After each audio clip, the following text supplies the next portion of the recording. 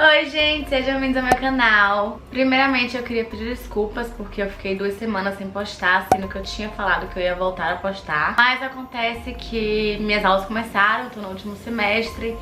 Primeira semana tem muita coisa pra resolver, depois eu fiquei doente, então eu só tô conseguindo gravar agora. Mas agora sim, vamos voltar com os vídeos todas as semanas, quarta às 6 horas da tarde. E pra esse retorno, né, de novo, eu quis trazer um caso brasileiro, porque eu nem lembro o último caso brasileiro que eu trouxe. E o caso que eu resolvi trazer hoje é o caso da família Pesseguini. Então chega de blá blá blá e vamos começar o caso.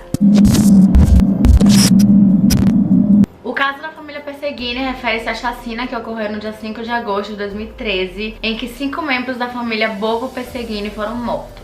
Entre as vítimas estavam Marcelo Eduardo Bovo Pesseguini, filho de um casal de policiais e suspeito de ter executado o crime, Andréia Regina Bovo Pesseguini, que era cabo da primeira companhia do 18º Batalhão da Polícia Militar, com base na freguesia do Ó, e a mãe do menino Marcelo, Benedita Oliveira Bovo, que era a mãe de Andréia e avó do menino Marcelo, Bernadette Oliveira da Silva, que era irmã de Benedita e tia-avó de Marcelo, e Luiz Marcelo Pesseguini, que era sargento da rota e pai do menino Marcelo. Os corpos das vítimas foram velados no dia 6 de agosto no cemitério Getsemane Anhanguera, que fica localizado na rodovia Anhanguera. E o encerramento desse caso, ele teve diversas críticas e controvérsias. E a revista Isto É disse que o caso do menino Marcelo é um dos casos mais mal explicados da história dos crimes do Brasil. E após diversas tentativas de reabertura do caso no Brasil, o caso acabou sendo denunciado em 2018 para a Organização dos Estados Americanos, nos Estados Unidos. A família Pesseguini morava na Brasilândia, na zona norte de São Paulo. Andréia tinha 35 anos de idade, Luiz 40, Marcelo tinha apenas 13 anos, sua avó Benedita tinha 65 anos de idade e a tia-avó tinha 55 anos no momento do crime, e seus corpos foram encontrados por volta das 18 horas do dia 5 de agosto de 2013. Os investigadores descartaram a possibilidade de o crime ter sido um ataque de criminosos aos 2 PMs e passou a considerar a hipótese de uma tragédia familiar, em que o filho do casal, Marcelo, teria atirado nos pais, na avó e na tia-avó e depois cometido suicídio. Segundo o Departamento Estadual de Homicídios e Proteção à Pessoa, Marcelo primeiro matou o pai com um tiro na nuca enquanto ele estava dormindo. Depois, Marcelinho ele acabou indo matar sua mãe com também um tiro na nuca. E quando ela foi encontrada, ela estava de joelhos, como se ela estivesse implorando para que seu assassino não matasse ela. E em seguida, Marcelinho saiu de sua casa e foi para outra casa, que era no mesmo terreno, que era onde morava sua avó e sua tia-avó. E entrando lá, ele também atirou nas duas. E após supostamente ter matado todos os seus parentes, ele pegou o carro da mãe, dirigiu até a escola, dormiu e na manhã seguinte ele saiu e foi pra aula normalmente. Depois da aula, Marcelo conseguiu carona com o pai de um de seus amigos, que deixou ele em casa. E ao chegar lá, ele se suicidou. E a arma utilizada nos crimes foi uma pistola de calibre 40 que pertencia à sua mãe. O delegado Itagiba Franco, do DHPP, que coordena as investigações desse caso, convocou o coronel Wagner Dimas, que era o comandante do 18º Batalhão da Polícia Militar, para que ele pudesse depor. Dimas disse em entrevista à Rádio Bandeirantes que a cabo Andréia, que trabalhava no 18º Batalhão da Polícia Militar, contribuiu para as investigações que apontavam a ligação de policiais do batalhão com o roubo de caixas eletrônicos. Dimas ainda disse que não acreditava na versão de que o menino tenha sido o autor da chacina, mas disse que a mãe de Marcelo não vinha sendo ameaçada de morte. Ele afirmou que o depoimento dela não chegou a provocar a punição de nenhum policial, e no dia seguinte ele voltou atrás e disse que se perdeu na entrevista, e o recuo foi feito em depoimentos à Corregedoria da Polícia Militar e ao DHPP. A Folha de São Paulo apurou que as declarações de Dimas irritaram o comando da corporação, já que confrontavam a investigação da Polícia Civil. E a chefe do DHPP, a delegada Elizabeth Sato, ela afirma que as outras hipóteses elas não tinham sido descartadas, como crime passional ou vingança. E de acordo com ela, o local não estava preservado para a perícia, visto que naquele dia mais de 200 pessoas entraram e saíram da casa. Foi feito um laudo psiquiátrico do perfil de Marcelo Pesseguini, um exame de sanidade mental póstumo retrospectivo, feito somente a partir de análises baseadas em depoimentos e entrevistas, e assinado pelo psiquiatra forense Guido Palomba. E os resultados indicaram que o estudante sofria de uma encefalopatia hipóxica,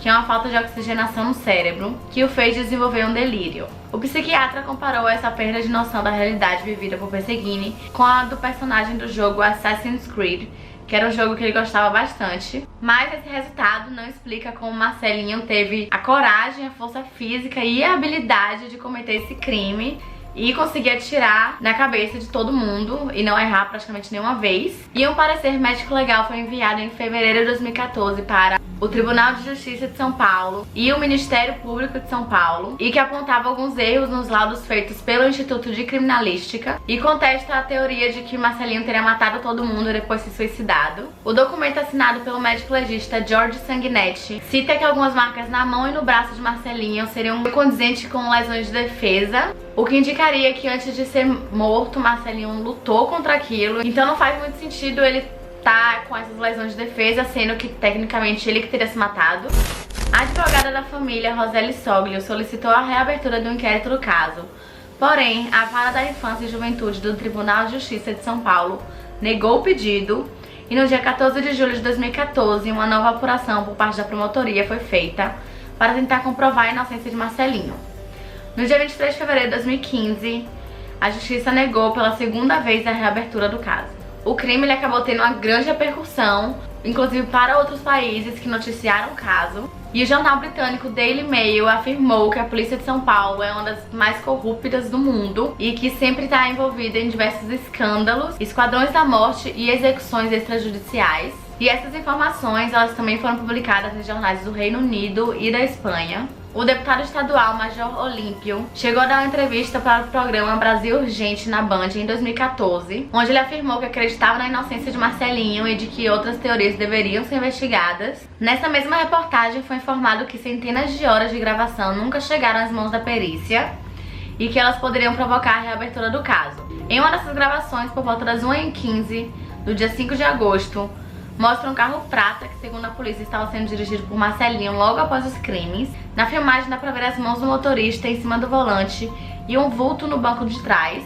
Pouco tempo depois, o carro estaciona com os faróis apagados, depois pisca 4 vezes a lanterna traseira, como se estivesse enviando sinal para alguém. E cerca de 40 segundos depois, 2 carros escuros com películas protetoras nos vidros passam em baixa velocidade. Existem algumas testemunhas no caso. Uma vizinha afirma ter visto 2 pessoas pulando o muro da casa da família Perseguini, sendo uma delas um policial fardado. Isso por volta do meio-dia do dia 5 de agosto, que foi o dia dos crimes. E essas 2 pessoas comentaram entre si que a família estava morta, porém os policiais só foram chegar na cena do crime 6 horas da tarde, então suspeito. A mesma vizinha, ela disse que ela não acredita que o Marcelinho tenha sido o culpado disso tudo, ela não acredita que ele poderia ter feito isso. E ela acha que o alvo seria a mãe dele, Andréia, que naquela época estava investigando alguma coisa na freguesia do O. E a testemunha também afirmou que há meses tinha um Meriva rondando a casa e sempre passando informações sobre cor da casa, quem saía e o horário. Então muito estranho isso. E outro fato que sustenta a teoria de que Marcelinho é inocente é o fato de que todas as vítimas foram mortas com um único tiro.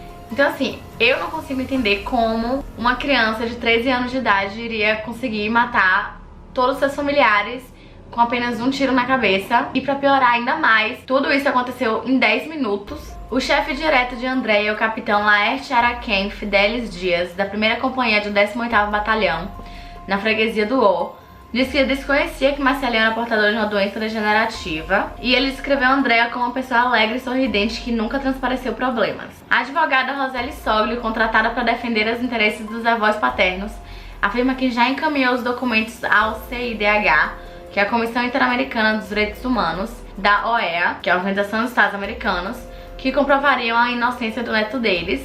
De acordo com a advogada, o DHPP apontou Marcelinho culpado desde o início e deixou de investigar outros prováveis suspeitos pela chacina. Segundo Roseli, caso o órgão internacional aceite os documentos, uma comissão deverá ser criada para vir ao país investigar a morte da família, e ela espera que a CIDH encaminhe o caso Perseguini à Corte Interamericana de Direitos Humanos, com o objetivo de que a corte condene o Brasil por ser omisso a provas do caso, além de pedir que interceda para retirar o nome de Marcelinho como culpado e que a investigação seja reaberta. E de acordo com a revista Isto É, algumas coisas não foram muito bem esclarecidas sobre esse caso, e que eu concordo, então eu vou falar pra vocês. E comenta aqui embaixo se vocês concordam, se vocês não concordam com essas coisas que estão meio erradas por aí. O primeiro erro seria de que algumas imagens de câmera de segurança de uma escola infantil que ficava em frente à escola de Marcelinho não foram incluídas no inquérito. Uma página no Facebook em memória do sargento Luiz Pesseguini foi criada no dia 5 de agosto às 4h48, o que é muito estranho porque o corpo dele só foi encontrado às 6 horas. Então como é que alguém sabia que ele já tinha morrido e criou uma página? De acordo com a polícia, o crime aconteceu em 10 minutos, mas o cadáver de Luiz Pesseguini estava em um estado de decomposição avançado demais. Algumas ligações e mensagens que Luiz Pesseguini tinha recebido no dia, elas foram apagadas, então não se tem mais registro disso. O sargento Luiz Marcelo Pesseguini, ele deveria estar às 5 horas da manhã na rota, mas ele não apareceu e ninguém sentiu falta, ninguém ligou, ninguém foi atrás. Também tiveram testemunhas que afirmaram das duas pessoas que foram vistas pulando o muro da casa no dia do crime, mas isso nunca foi investigado, eles simplesmente ignoraram. E a última coisa é que as manchas de sangue que estavam espalhadas pela casa, elas não eram compatíveis com tiros efetuados por uma pessoa do tamanho de Marcelinho. Então, gente, comentem aqui embaixo o que vocês acharam desse caso, se vocês acham que tem mais alguma informação que as pessoas não levaram em conta, que deveria ter sido investigado melhor. Se você acredita que Marcelinho é o assassino ou não. Eu particularmente acho que não. Mas esse foi o caso de hoje. Se vocês gostam desse tipo de conteúdo, não esqueça de se inscrever, de deixar o seu like, que isso é muito importante. E até semana que vem.